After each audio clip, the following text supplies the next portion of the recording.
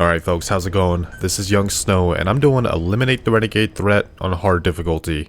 I'm going to go for S rank, and I'm also going to do it without killing anybody and without getting any enemy combat alerts. Now the ranks are point based, so at the end of every mission you're graded, you're scored on your performance.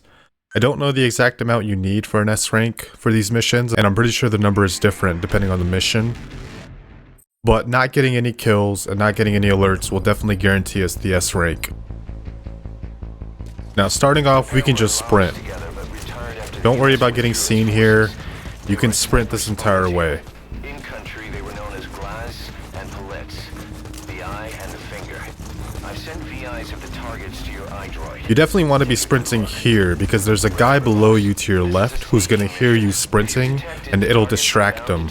Now this Jeep coming up, you want to be in the spot I'm at and this Jeep will not see you.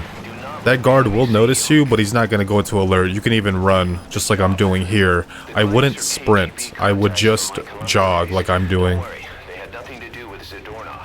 They lost a lot of comrades to the eye and the finger. The NVA lost high-ranking staff too, but also their families. So up to this point, there really wasn't much of a need to use the gun. I hold up that guy and then put him on the ground just so I don't have to worry about him. And then I'm going to get my smoke grenades ready.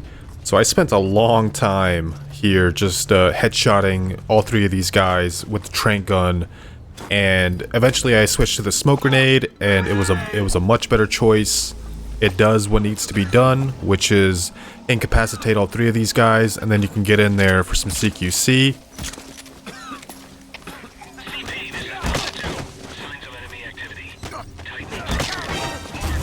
And even though this last guy sees me and it goes into that little reflex, that does not count as reflex being used, so don't worry about that. Now, you do want to make sure that you take care of these outsiders as well, the guy that's far away and the guy that's in the tower. You want to make sure they're down, because otherwise as you try to leave with the finger, they're just going to see you, they're going to spy you, going to go into alert. Boss, this is the target. The map has been updated.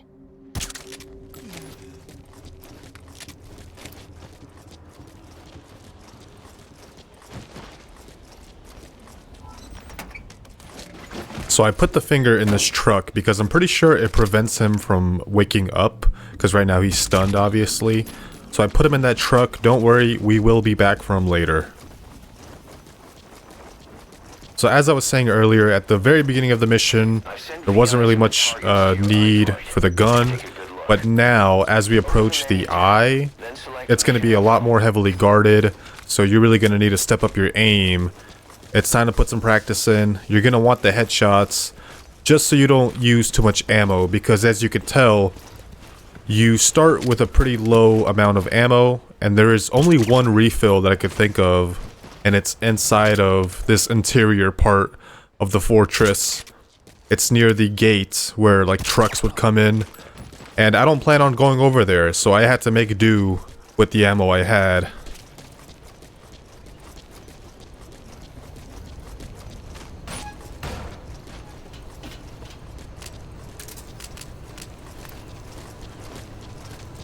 So there's a guy here that's probably going to be facing your direction. I try to distract him with the magazine, but I mean, he looked away for a second, and then I just got a headshot off on him. Now there's also that guy that notices the first guy fall down. This guy you just want to shoot, try to get a headshot, or just shoot him a couple times till he goes down. The camera does spot the first dude that you knocked out, the guy that I try to distract with the magazine, but we will distract the guard that comes to check on that, so don't even worry about that. Just focus on putting down the eye's bodyguard. You want to make sure he doesn't see you, obviously. If you can get the headshot, great. If not, 3 body shots will put him down quickly.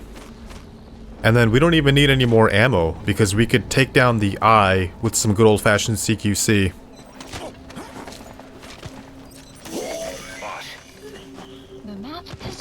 Boss, the mission objective is to eliminate the targets. Just knocking them out or putting them to sleep won't cut it.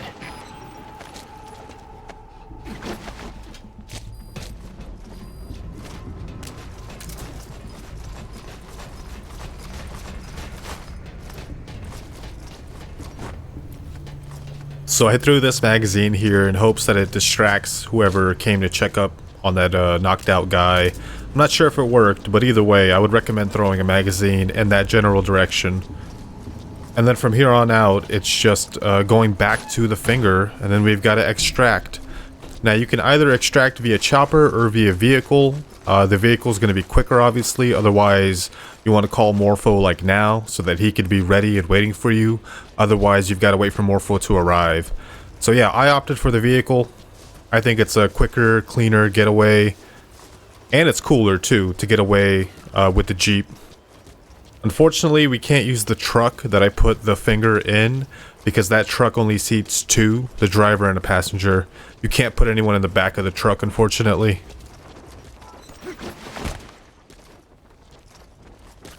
They're extracting the target. I guess you can either stick them on the chopper or move them outside the mission area by land.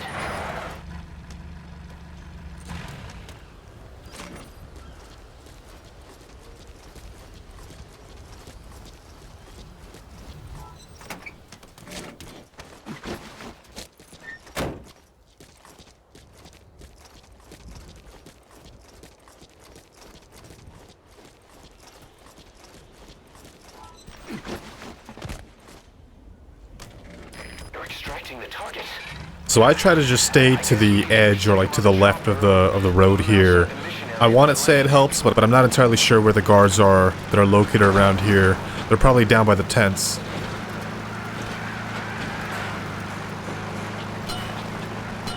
Continue out of the mission area to complete. And there it is. There's the extraction. Claws and pellets. Mission complete.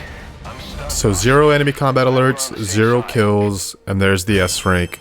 And you can see we got some bonus points for no reflex and both targets recovered. Stay tuned for more. Thanks for watching. See you next time with the next S rank.